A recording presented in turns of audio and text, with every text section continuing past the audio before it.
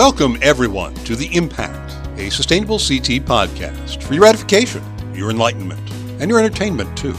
I'm Jim Hunt, Communications Manager at Sustainable CT, so if you're looking for someone to blame for this podcast, well, you can blame me. But remember, this is never a one-way conversation. We always want to hear from you for our edification and enlightenment. Drop us a note, won't you, to info@sustainablect.org. The Impact is brought to you in part by our good friends at the Hampshire Foundation. Yes, the Hampshire Foundation seeks and funds organizations that accelerate action on climate change, which is a very good thing. And you can be a Sustainable CT sponsor too. Find out how at sustainablect.org. Today we're bringing you a very special coffee hour we held on Earth Day, April 22. You know, every day is, or should be, Earth Day, but there's only one April 22nd each year, so we try to make the most of it. We were grateful to be joined by Dr. Jonathan Foley, Director of Project Drawdown. Jonathan is a world-renowned environmental scientist, sustainability expert, author, and a really good talker. His work is focused on understanding our changing planet and finding new solutions to sustain the climate, ecosystems, and natural resources on which we all depend. Dr. Foley provided an in-depth appraisal of where we stand with respect to climate change and global warming, and he made the point that there is yet room, indeed a necessity, for optimism. Our Executive Director, Lynn Stoddard, kicked off the event. Let's listen. Good morning, everybody, and happy Earth Day from Sustainable CT. I'm Lynn Stoddard, the Executive Director of Sustainable CT, and we are super excited to have a special Earth Day event today with Dr. Jonathan Foley, the Director of Project Drawdown. Before we get started, I just wanted to acknowledge Earth Day and all the work you all are doing in your communities across Connecticut, and thank you for that. And the support, the collaboration with our partners and all of us working together to make Connecticut a more sustainable and resilient state. We're also celebrating the pilot launch of our Climate Leaders program today. We've been providing, as you know, we launched this program this year. It's acknowledging towns that are taking high impact greenhouse gas actions in their communities. And we will be adding to that list of high impact actions in our roadmap next year and over time. And I'm sure we'll get some ideas from John today on other things we can do in our communities to make them more resilient and decrease greenhouse gas emissions. So without further ado, I am very honored and thrilled to introduce Dr. Jonathan Foley. He's the Director of Project Drawdown. I'll let him do a little bit about his introductions, but one thing I was intrigued about is the title. You're all probably familiar with Drawdown and the work of this group to put forth climate solutions that are practical and meaningful. And I just was looking at their mission in the term drawdown, which they define as the point when levels of greenhouse gases in the atmosphere stop climbing and start to steadily decline, thereby stopping catastrophic climate change. So something we are all eager to increase our involvement in that. And again, welcome, Dr. Jonathan Foley. Thank you so much for joining us. Well, thank you, Lynn, for having me here today. I really appreciate it. It's really nice to be with you today on Earth Day, which is a little bit of a holiday in my house too. And it's kind of funny, my grandson's birthday, he turned 2 yesterday. Then there's Earth Day. And my two daughters whose birthdays are tomorrow and the day after that. So it's like kind of a whole week of festivities around here. But anyway, it's really great to join you virtually in Connecticut. I'm in southern Minnesota right now, outside the Twin Cities. But I'm a New Englander by background. Just so you know, I'm from Maine originally and spent my youth in northern New England. So I'm very happy to spend some time with you today. And yeah, I'm going to just share a little presentation today about climate solutions. We hear so much about climate change, the problem, and I think it's really important to hear about problems. We need to understand them. But if we don't marry those problems with solutions, we just stay stuck and we get really sad and really bummed out about things. We don't know what to do.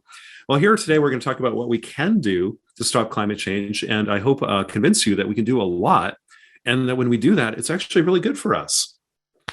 So we're going to talk today about achieving drawdown, kind of a way we can have a little more science and hope in addressing climate change. But as we think about the future and the future of our time on Earth, it's sometimes helpful to look a bit at the past and remind ourselves how we got here.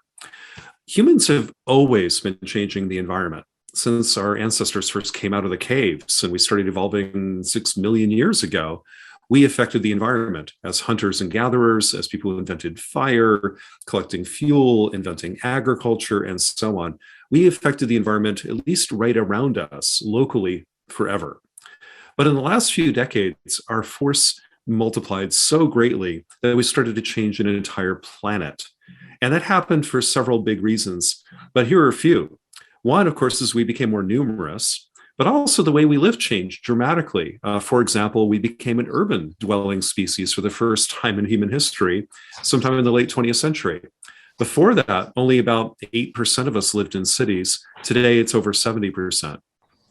We're also changing the global economy dramatically.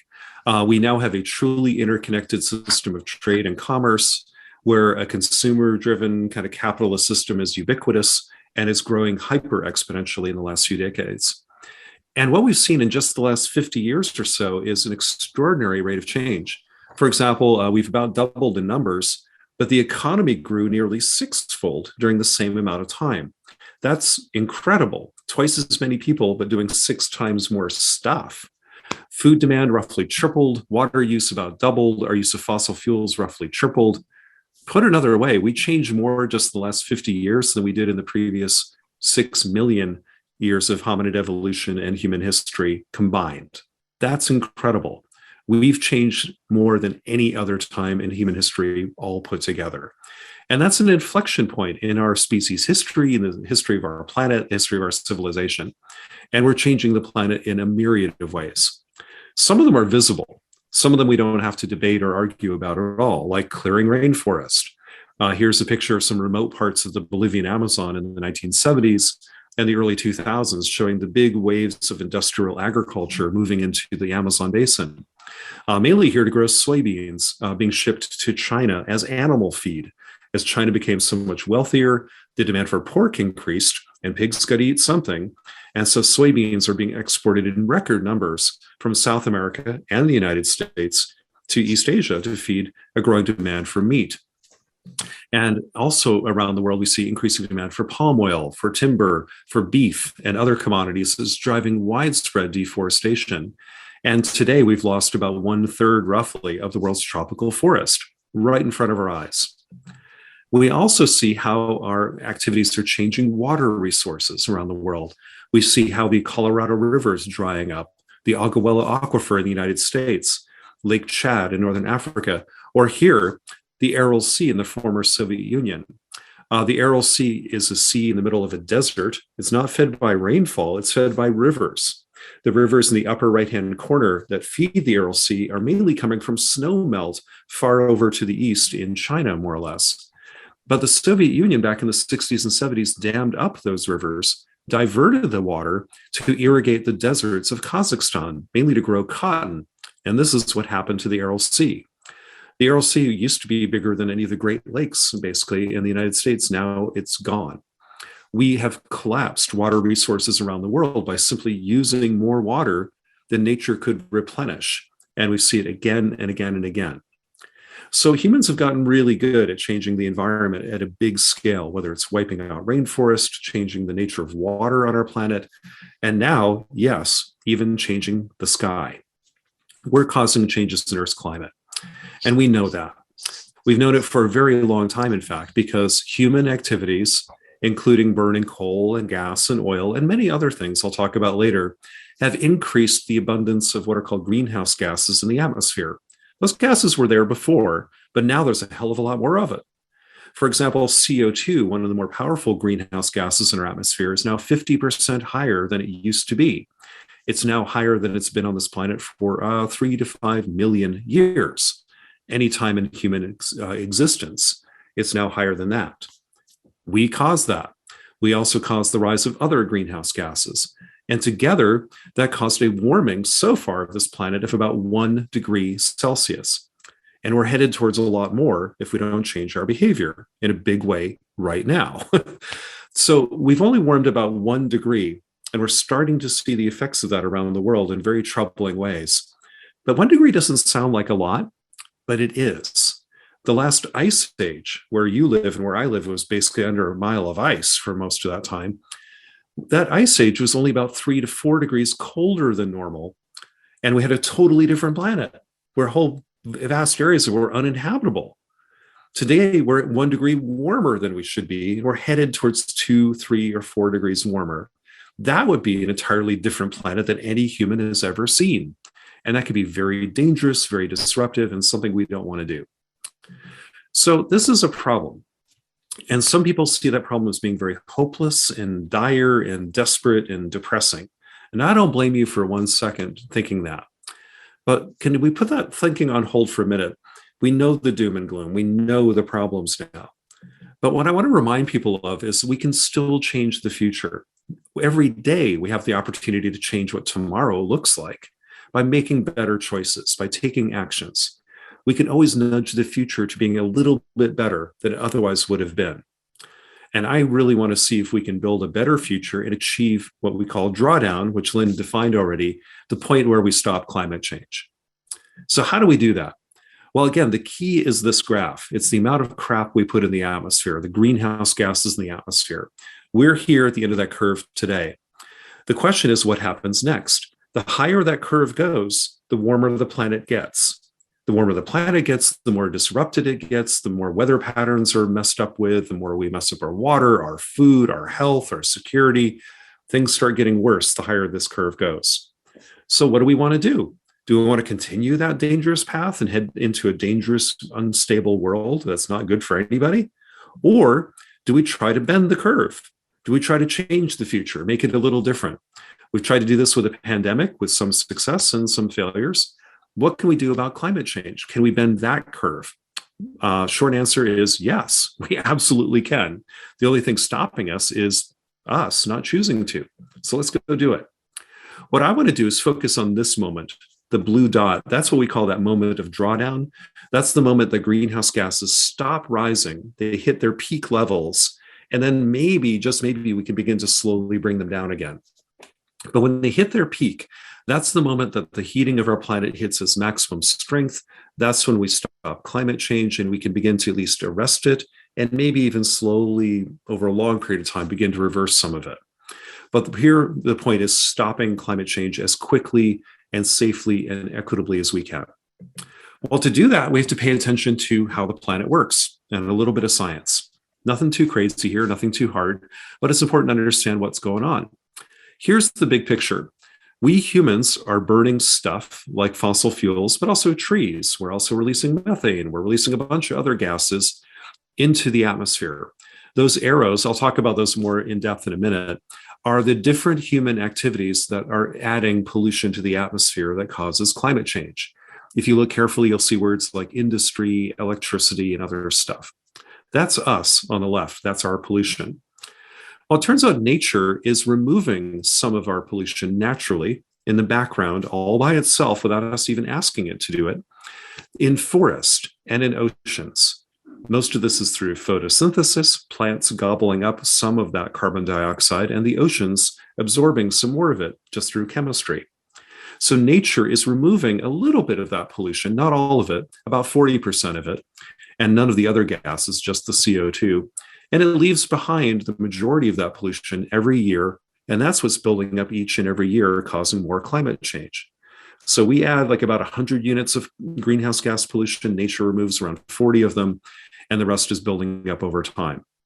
So to stop climate change, what we need to do is look at both sides of this picture.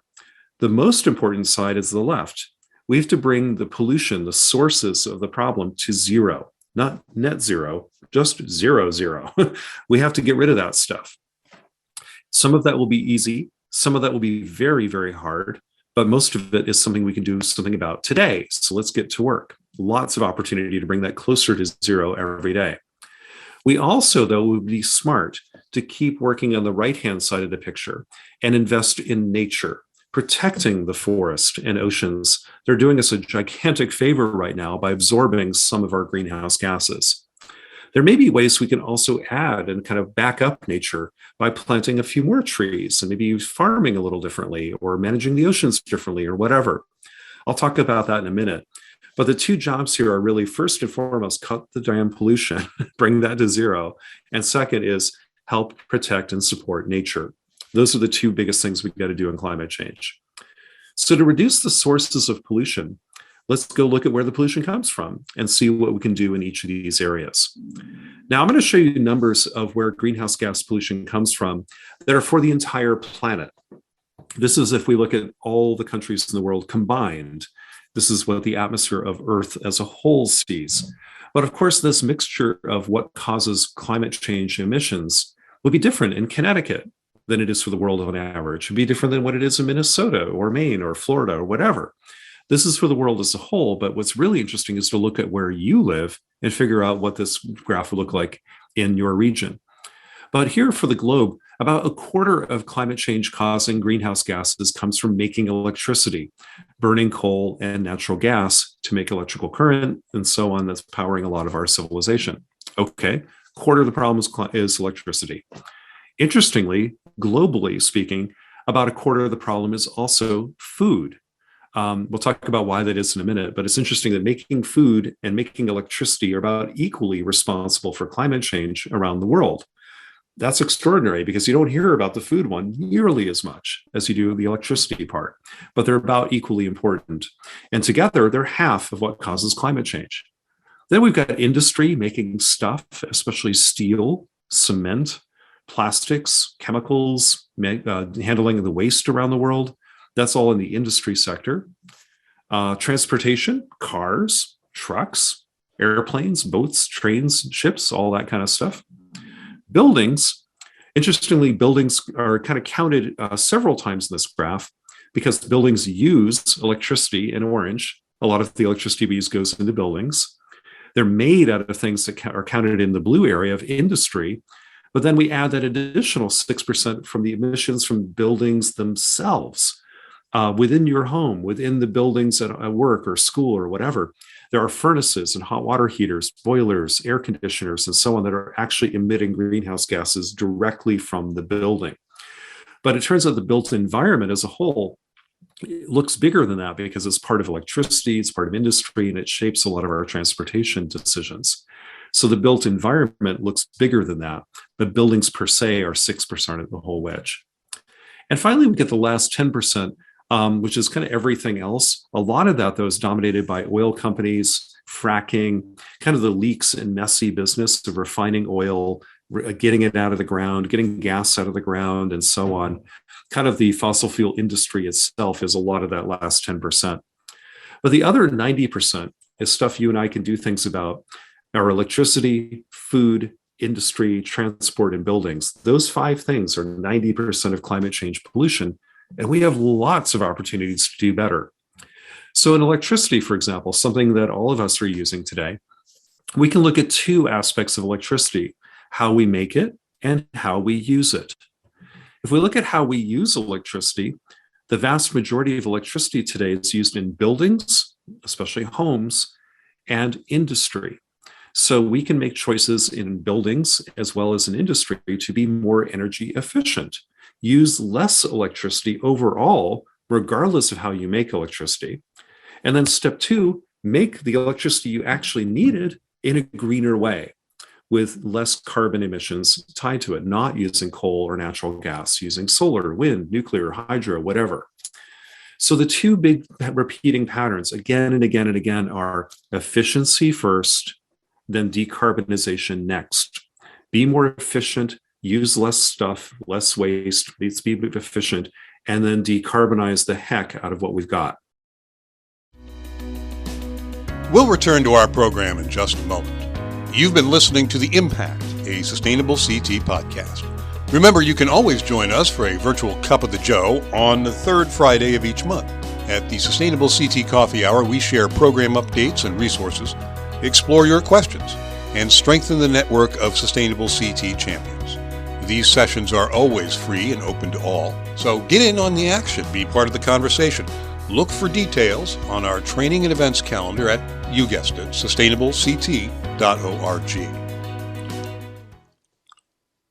Jonathan maintains that there are solutions in efficiency and decarbonization to our climate distress, and we can apply these solutions so long as we have a clear understanding of what and where the problems are. Project Drawdown has done extensive research to identify and define these problem areas. Let's listen. So when we get to electricity, we see the following. We have a lot of opportunities to be more efficient. Each circle is a solution to climate change that we at Drawdown have evaluated very, very carefully, crunching all the numbers. The bigger the circle, the bigger the solution. And then over here is decarbonizing the way we make electricity, shifting the way we make it away from coal and gas to things like wind turbines, solar, geothermal. We have nuclear, biomass, methane digesters, ocean power, you name it. We've looked at all those different solutions. So again, efficiency, decarbonize, do both everywhere. We can also do that in food. Food, agriculture, and associated land use is another quarter of the climate problem globally. And most of that comes from deforestation in the tropics, clearing rainforests to grow more beef, more soybeans to be used as animal feed, more palm oil, and so on. A lot of the deforestation in the tropics is being caused by growing more food. That's extraordinarily bad for the environment, for climate change, but also for biodiversity.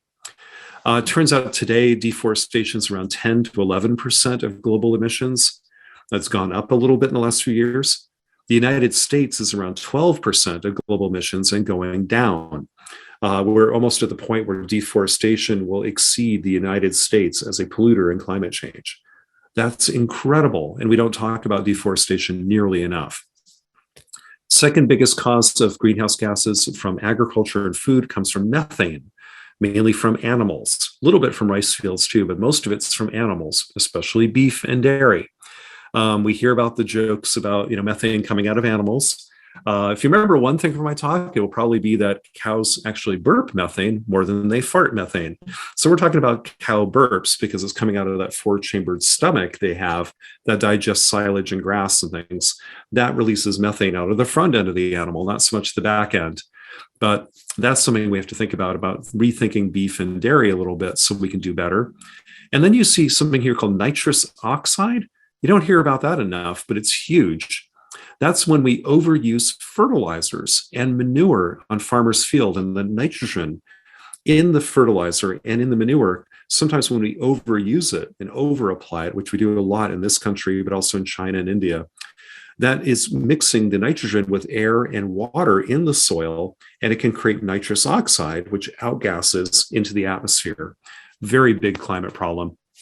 Also, a lot of that excess nitrogen flows into our waterways as nitrate molecules, and that causes significant water pollution in coastal estuaries, even the dead zone of the Gulf of Mexico, caused by too much fertilizer use.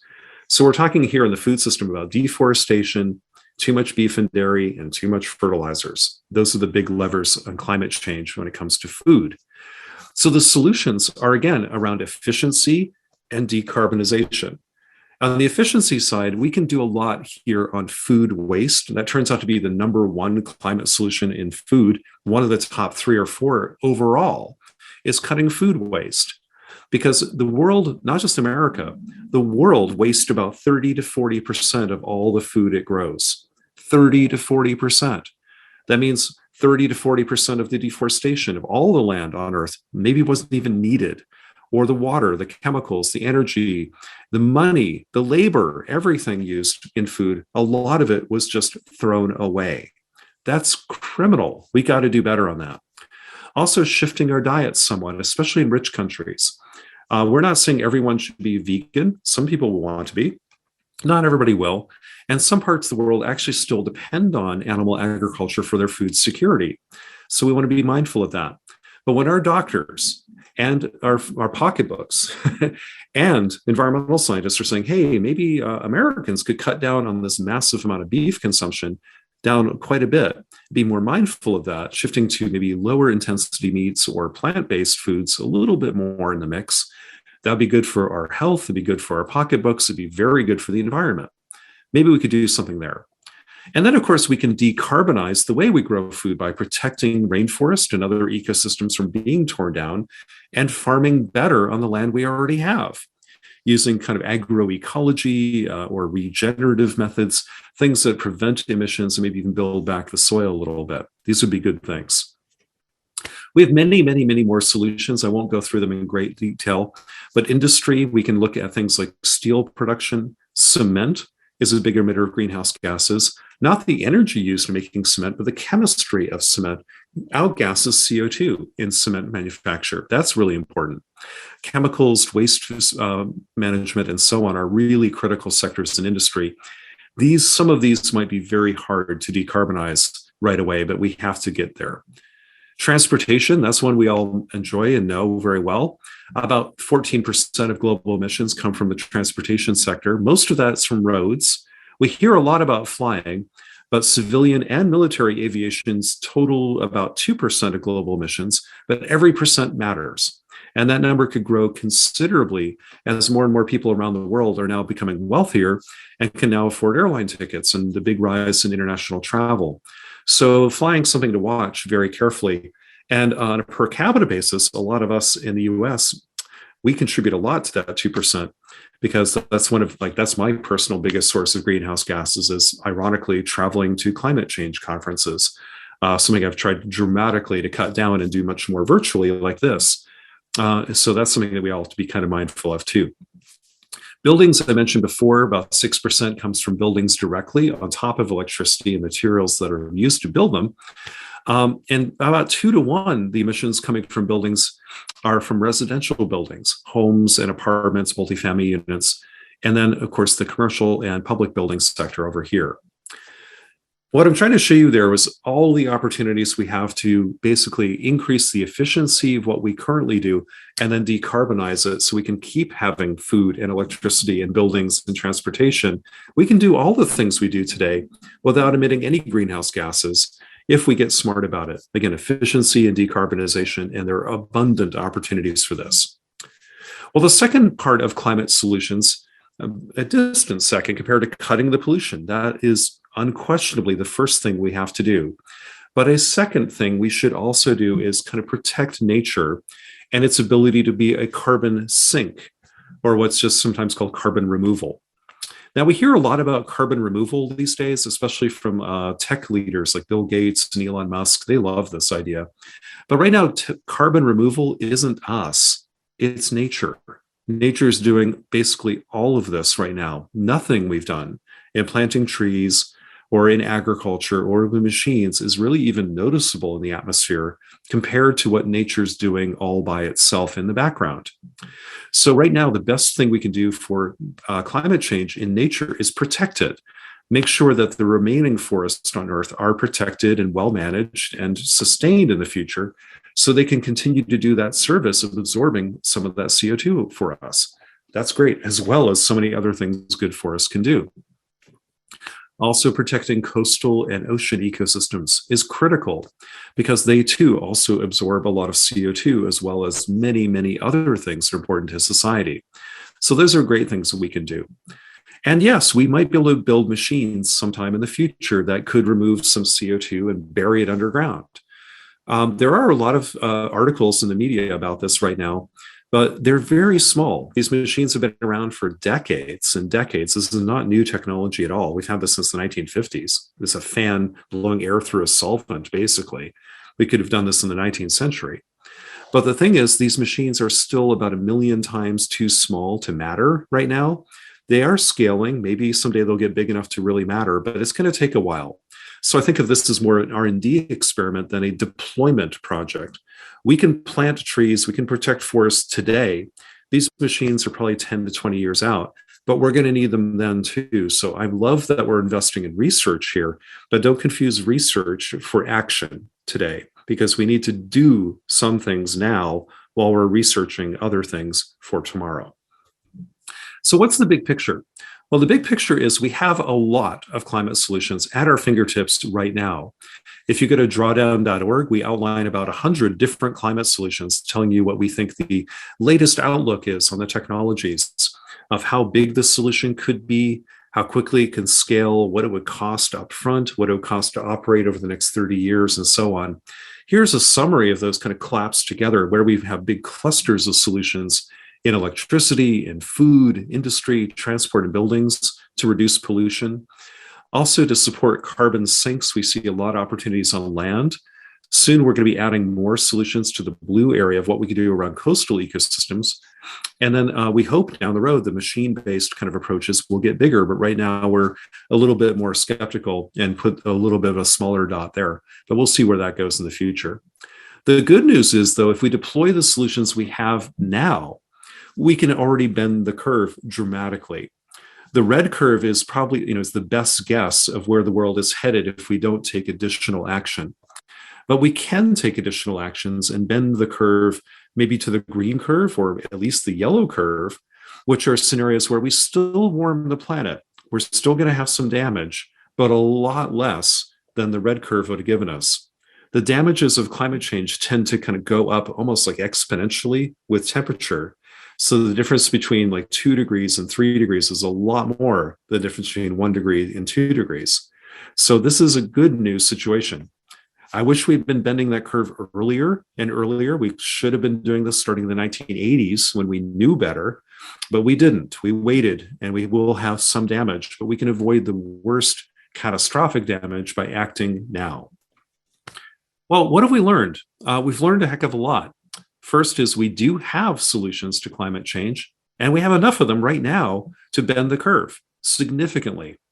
New solutions will come along while we're doing it. But the last thing we want to do is wait. Do not wait. Now is important. Now is more important than new. Time is more important than tech. If your house is on fire, you just grab the hose. You don't try to invent a new fire suppression technology and disrupt the industry. You grab the hose now. And guess what? The house is on fire. We got to put it out today. The other piece of good news, though, is when we do that, when we deploy climate solutions, we can make the world better. Unless you're the chairman of like ExxonMobil, this is good for you. Climate solutions create jobs. They improve air quality. They help build more resilient, stronger, and better communities. Deployed wisely, they can also address issues around equity and justice. And we can also have issues around biodiversity, watersheds, food security, and other things simultaneously being improved. We can also improve international security. Where do you think the money that's fueling Putin's aggression in Ukraine is coming from? We could turn off the money supply to places like the Middle East, Venezuela, Vladimir Putin's empire, and so on by decarbonizing the world. There's so many upsides to doing this. I think when we stop climate change very soon, we're going to realize, like, what the heck took us so long? This is great. We should have done this earlier. The thing that we don't have, though, is time. We have solutions, we have ability to change the curve, and we are beginning to do that in a pretty good way, just not fast enough. What we really have to do is accelerate what we already have and deploy it like crazy. This curve, don't worry about the numbers on here too much, but basically it tries to emphasize this key point. We have to bend the curve on emissions dramatically. We have to quickly stop emitting greenhouse gases in the red curve while we're kind of growing the carbon removal technologies and practices in the green curve. To do that, we have to do some big things right now. We need big, quick wins that can cut emissions dramatically in a few years or a decade at most. Very big, quick wins, like stopping deforestation. We could do that like today. Just don't do it. We could stop the leaks of methane out of fracking or abandoned wells. We now have technologies with satellites and small aircraft that can pinpoint that well over there owned by Chevron, or that one over there by Amoco, or whoever. We can pinpoint the point sources of methane pollution from fracking and oil wells and refineries and shut those things down. We can find leaks in natural gas infrastructure. We can radically improve energy efficiency while we're waiting for the grid and our transportation systems to decarbonize. We could be insulating our attics, turning down the thermostats, changing the light bulbs, all of that to buy more time. Those are the big quick wins we need. At the same time, but it's going to take longer and a lot of money, we need to rebuild like all of the infrastructure. Our power grids, our transportation systems, our agriculture, our shipping, our aviation, all of that stuff is going to have to be rebuilt. Well, it desperately needs it, by the way. Have you seen our infrastructure? Have you been to an airport? Have you been to the, seen the potholes? I mean, we got to do something about that anyway. And the good news is this can create tens of millions of new jobs, jobs that can't be outsourced. They're going to be here for a while. This is good news. The bad news is it's going to take a lot of government investment, a lot of time, and a lot of wrangling, especially at the local level. It's not just Washington. It's going to be local decisions of the zoning boards and planning commissions and so on that decide where the bus routes go, where the light rail is going to go, what lanes get electrified, where the charging stations are going to be.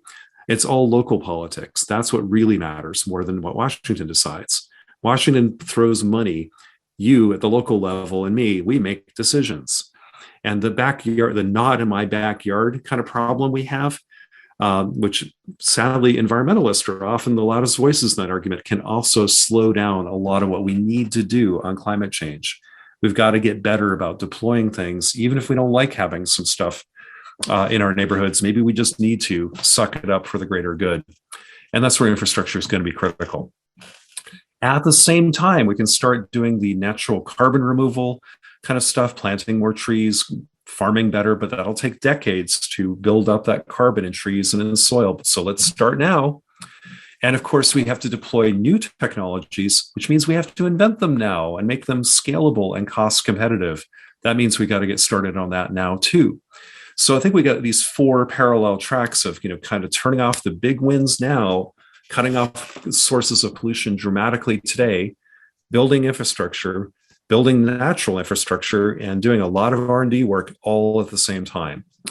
And we need every lever we've got to scale these solutions up to the scale necessary at the speed that's necessary. We need way better policy, but that's not just in Washington. If we're going to wait for the US Senate to save us, we are utterly and totally and entirely screwed. But we don't have to. There's lots of other things that move the policy lever at the local level, state level, other things happening at the federal level that aren't just at the filibuster. So we have lots of new rulemaking to do, lots of good policy and governance work. And again, a lot of it is at the local level that matters probably even more.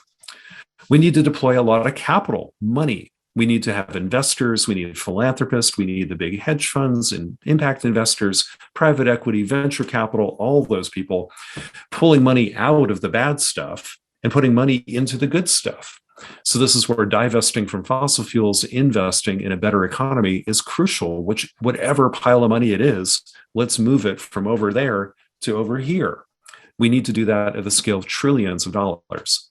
We need better business standards. We need businesses to be de-risking themselves from climate change, getting out of that stuff and investing themselves into good things that can make the world better, but also being more transparent and having businesses really stand up more in Washington. When businesses stand up and their lobbyists and their government relations teams, when they demand policy change, that's when politicians are going to listen a little harder than if we just do it as citizens. We need everybody at the table. We need better technology, not just more technology, better technology. Technology that actually makes the world better, not just makes the world money. We need to do something really smart here about what's the right kind of technology to really address climate change, not just another app or something that won't do a hell of a lot. How do we do better, more focused R&D on things that actually make a difference now? And of course, behavior change. As individuals, we have a lot of responsibility, but mostly a lot of opportunity to make the world a little bit better around us. But we also can send big signals politically, culturally, economically to other people around us. When people debate, do we want individuals to change or the system to change? That's a false argument because we as individuals are part of that larger system and we change it all the time by voting, by where we put our money, by what we buy, what we say, what we do, where we go, how we go to school, where we go to work, how we worship, how we engage the community, whatever. We are really powerful. So don't have a guilt trip about the environment. Instead, have a power trip about it.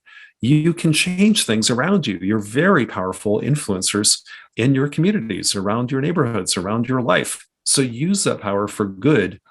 Don't feel guilty so much about it. Feel empowered. Say, what can I do to make the world better? And it turns out it's a lot. And that's what we can all do. So So to wrap up, and I hope we have some time for some conversation here and questions, I'd love to do that. I want to remind ourselves that we all have the ability to learn and share when it comes to climate change. No one organization, no one person certainly knows everything we need to know to get this done. We all need each other.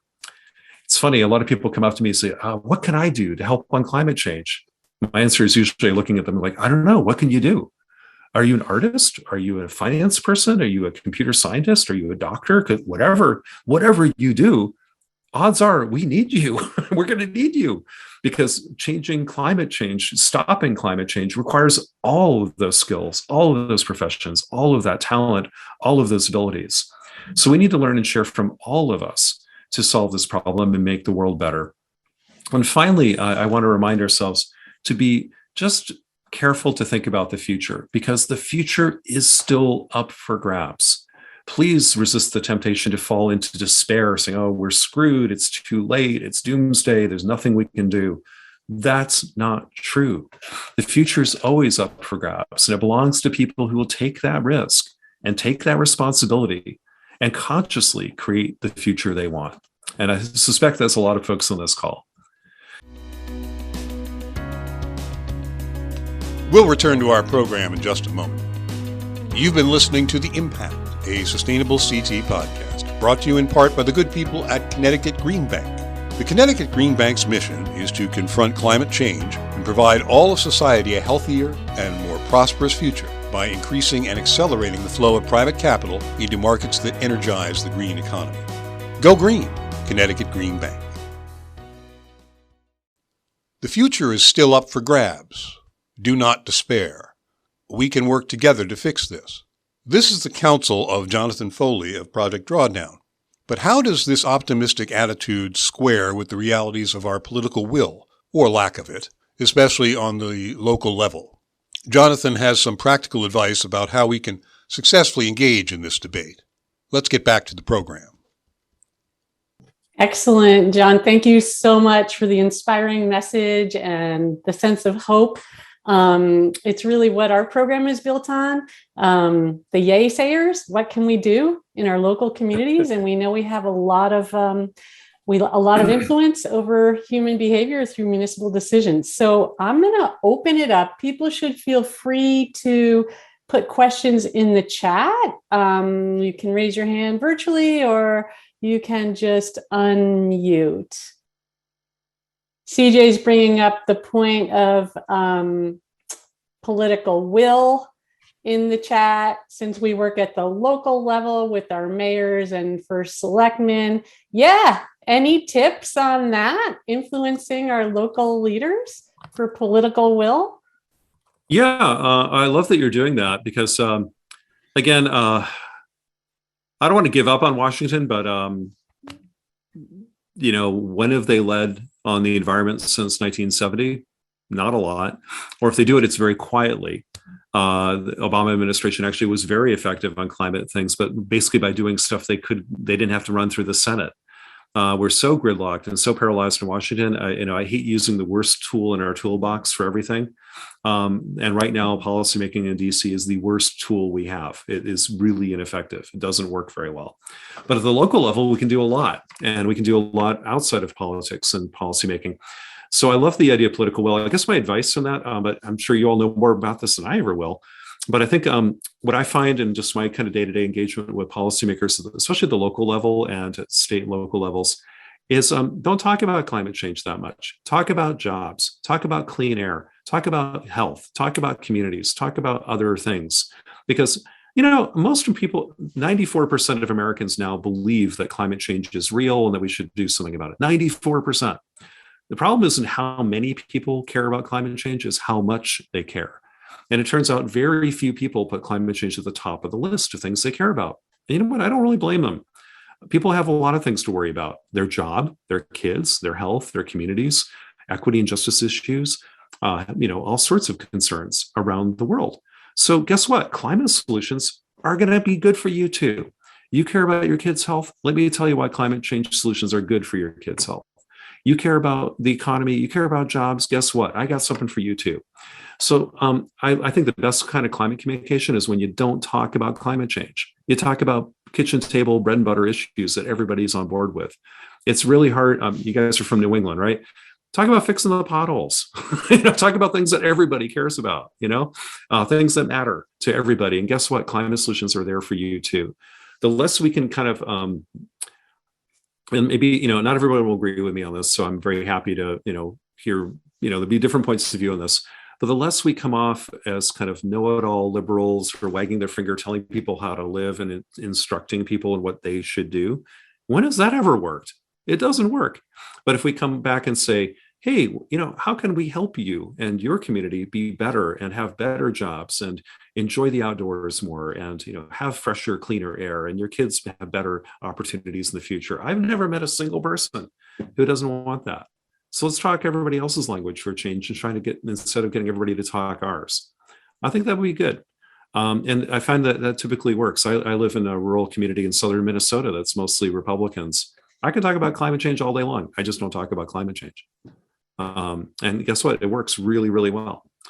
So I don't know, maybe it'll work where you live too, but there's just some advice. Maybe we got to try a few things a little differently. And again, when we talk solutions around climate change, we got a lot more friends all of a sudden because we're talking about things that make their lives better. That's the good news. Bad news is, sometimes we have to argue about, now, where are we putting that power line, or where is the bus going to go? Or, I don't want that wind turbine in my, out my neighborhood or whatever. Okay, we're going to still have to argue some of that stuff. But at the end of the day, these solutions are better than what we've got now. This is a better world we're building. And I think people are excited about that. Thanks. We love to use the term multi-solving, which our friends at Climate Interactive coined about just that, approaching issues that are a benefit for all. So we've got a few things in the chat related to legislation. Follow the chat, people. People are throwing in bills and stuff you can weigh on. I think we can leave those to the chat. There are a couple questions around balancing things like the stand on nuclear power. So it may be good for emissions, but it's got other impacts. There's another question around balance with electric vehicles and scarcity of resources for batteries and so on. And then we'll go to a spoken question. If you want to just address the balance issue, John. Yeah, great questions. They come up a lot too. Let's start with nuclear. Nuclear is it is one of the solutions we put on the list of things that, yes, nuclear power does not generate greenhouse gases very much, even including the mining and the construction and stuff like that. When you look at the whole picture, nuclear is a very good climate change solution from that particular narrow lens. Of course, you still have the concerns around waste and everything else, which is a big issue. The biggest issue, though, is just the realism of who's going to build it. Is anybody going to build another large nuclear facility in this country realistically? The answer is probably not. We haven't built one since the late 1970s. Every attempt to do so has been massively over budget and over time on construction, and most have been shut down and failed. Nobody in their right mind on Wall Street would invest private money and capital into a nuclear facility today because we're really lousy at building them on time and on budget. These are big, huge, one-of-a-kind, massively expensive infrastructure things that have lots of risk, lots of litigation, lots of expensive consultants, and so on and so on and so on. Nobody's going to put the money in, and nobody will insure it. The federal government has to step in and insure nuclear power. It's the only industry in the country that has that privilege right now. That's a little bit weird economics. The only way to change that is to make what they call small modular nuclear reactors, where you make like 100 at a time, and they're small and they have a learning curve. The more you make them, the cheaper they get, kind of like iPhones, kind of like solar panels, kind of like batteries. Those get cheaper really fast because the more we make them, the cheaper they get. The cheaper they get, the more we make them. That's not true in nuclear power. That's not true with carbon capture technology so far. That's not been true with big things with big pipes, massive amounts of concrete, and lots of hard hats typically don't follow the iPhone cost curve. You know what I mean? Or the, the computer Moore's law, they call it, things getting cheaper faster. So nuclear, I think, is a viable technology from a just purely engineering point of view, but with a lot of concerns, obviously. But just economically and socially, I just don't see it happening in this country anytime soon. China will be different. Maybe India, other countries can still build big nuclear. China can, the US can't. We just won't do it. So I'm not sure what the mix will be. The real question right now is, when do we shut down the existing nuclear power plants? A lot of states are shutting theirs down. California is about to. New York just recently, Maine did, I think, Maine Yankee, a few others. Maybe we want to keep them open a little bit longer while we're trying to still get rid of the coal and gas. Don't know. Again, that's a local issue, and I'm not an expert on nuclear safety or waste disposal or anything like that, but it's a conversation probably that needs to be had. Complicated one. I don't know how I'd come down on this if we're in my community. I don't know. The other question about batteries, that comes up all the time. That's a wonderful talking point of the oil industry. Guess what? We already have batteries. We have lots and lots and lots of them, and we got to solve that problem already. Electric cars are not going to change the equation that much for lithium or other materials we have. That's kind of a myth that the car companies and oil companies are spewing out there to get environmentalists to fight with each other. Guess what? You already have a whole bunch of lithium-ion batteries. They're in the laptops you're looking at this on, in your pocket, in your iPhone. They're in your existing cars, have lithium-ion batteries and other advanced materials. Also, nasty, nasty chemicals like, in the catalytic converters, we have all sorts of heavy metals and toxic metals that have to be mined. Oil mining is a really nasty business, which is needed to power and fill up your tank every damn day. This is a real problem. So yes, we have to solve the materials problems with mining, but electric cars did not invent that at all. They're maybe adding to the lithium demand, but it was already there, and we already have to figure that one out, how to make good batteries. That problem would have been here no matter what. But compared to what the oil industry is and what's already in our cars, this is a win-win. Electric cars unquestionably are good for the environment. Absolutely no question at all that they are good for the environment. They pay for themselves in carbon in about half a year. And given that the average American car lives for 17 years, it is a huge win to electrify the car fleet. Don't let the oil companies distract us with this noise alarm batteries. That is intentional. That's trying to distract people from that. It shouldn't work. But yes, we do have to figure out how to get more strategic materials, how to mine better and recycle the heck out of this stuff. But we already had to do that anyway. So I think that's a really important point that we need to think about. So you have a spoken question? Margaret, is that right? Yeah. Yep. Awesome. Hey, thanks, Jonathan. I'm Sustainable Litchfield here. We have a big Earth Day program tomorrow. I think we're going to get Lynn there to talk to for a few minutes. 2 points. First of all, I noticed in the chat that Kelly Kennedy said something about emissions reports and how they seem to be old. And she had a really awesome idea here, which was, why not have quarterly or even monthly emission reports? Because think about what all of our COVID reports did for us. The COVID numbers brought it right up in everybody's face. So Kelly, I just wanted to acknowledge that question of yours. My point, really, I don't know that it's a question so much, but I think that language makes a difference. So when we say climate change, I think that the notion of a better way to say it in a positive way, I think would help bring people in. So a phrase that's positive about climate change brings up the argument, it's changing, no, it's not, yes, it is, no, it's not, right? But just different terms to bring, and not control either, because that's a big bad word these days in a lot of corners. Mm-hmm. Any thoughts about different phrases for being super positive about presenting this issue? That's a really great point. The good news is, again, we don't have to convince people that climate change is real anymore. That, again, 93 to 94% of Americans, according to Yale, right in your home state there, Yale has a Center on Climate Change Communication that does nationwide polling on sentiments around climate change. It's kind of extraordinary, 90-something% of Americans, to some degree or another, are now buying in that climate change is real. About the same number of people who don't believe it are roughly the same number who think the Earth is flat and it's all a conspiracy, a big tinfoil or whatever. I don't know. Don't worry about them. There's always going to be some small percentage of cranks. I'm not worried about it.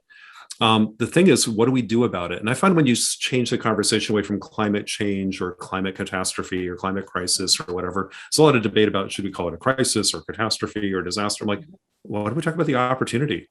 Why don't we talk about, like, hey, let's talk solutions now. Then you even get some of the other percent who didn't even believe in climate change. They believe that windmills are real and that solar, well, they might think they cause cancer or something nonsensical. But But it turns out that, yeah, when you talk about solutions, you talk about opportunities. And it isn't just whether you believe about climate should be addressed, it's how much you believe. And again, when it comes to climate solutions, again, like I like to talk about health, jobs, equity and justice, security, children. I mean, think about this.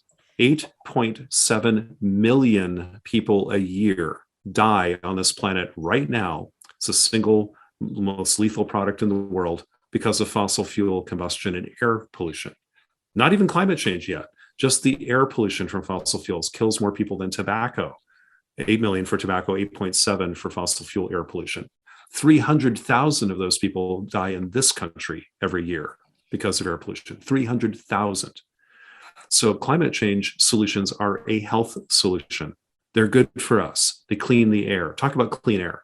Mm-hmm. They're good for us because they make us more competitive as a country economically. It can return blue-collar jobs to our towns and cities. It's about jobs. It's about the economy. It's about blue-collar, real jobs that can't be turned into a bot, that can't be outsourced to another country or call centers. These are real working-class jobs. That's what I would talk about.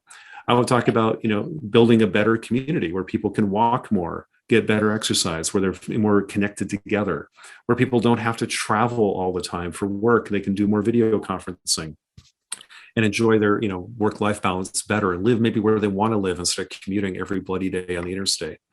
So talk about the benefits. I don't know if there's a catchphrase I have yet, but I like solutions. Yep. I like jobs. I like clean air, things like that. And I think the more we sprinkle that in the conversation, the more people kind of lean in a little like, okay, tell me a bit more about that.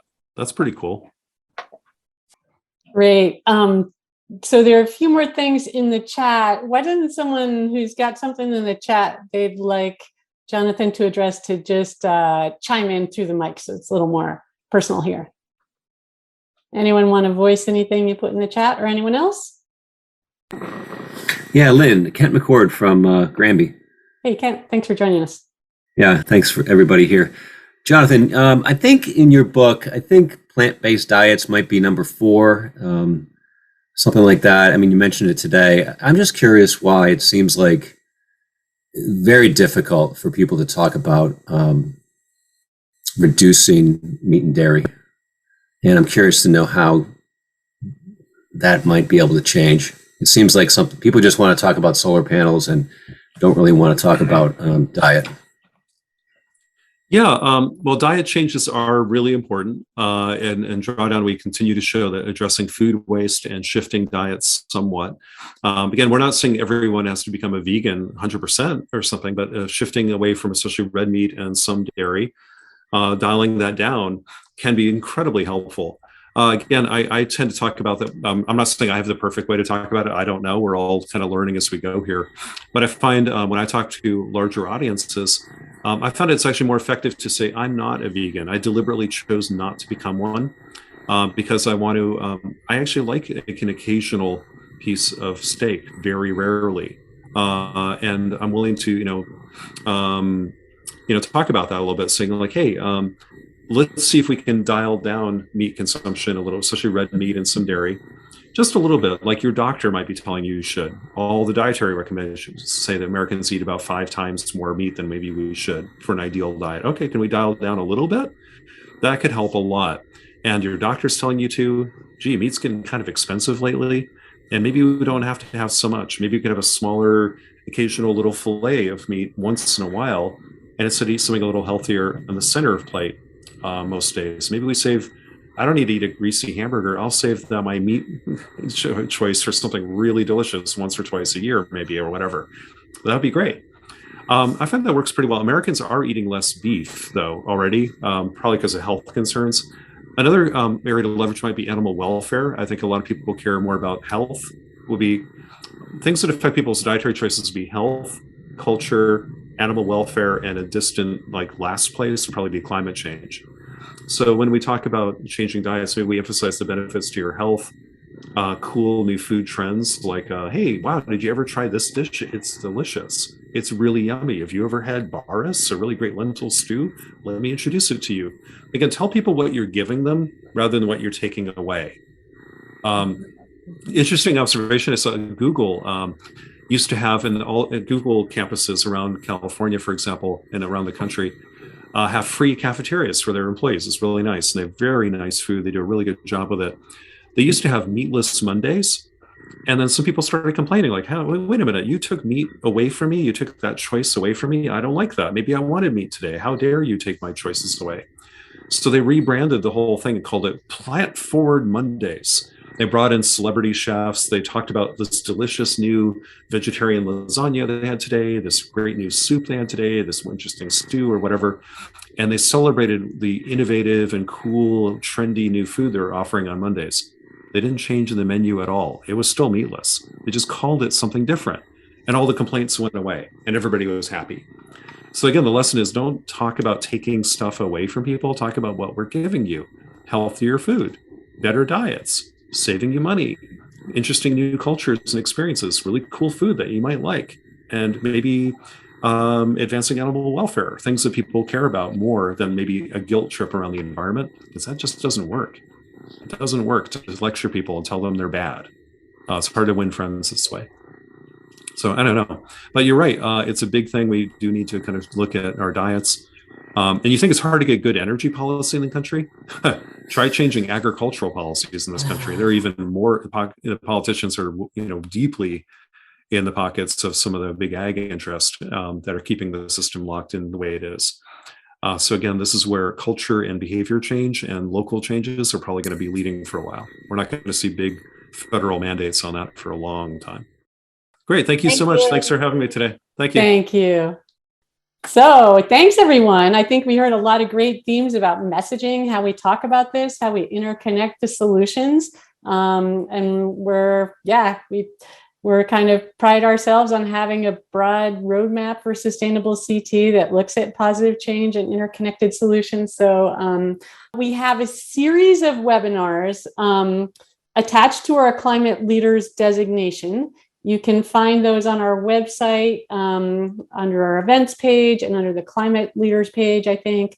And we're really excited to be launching that program. And we want to encourage you all to apply for climate leaders designation in August. And we have extra support and resources if anyone needs help with that or anything related to sustainable CT. The easiest way to reach us is info@sustainablect.org. All right, everyone, enjoy your Earth Day, and thanks so much for joining us today. Thanks for all you do. We hope you've enjoyed today's edition of The Impact, a Sustainable CT podcast. This program is recorded, produced, and copyrighted by Sustainable CT. Thank you for your interest. Thank you for listening. Thank you to our sponsors, the Hampshire Foundation and the Connecticut Green Bank. And thanks to everyone for taking local actions that have a statewide impact.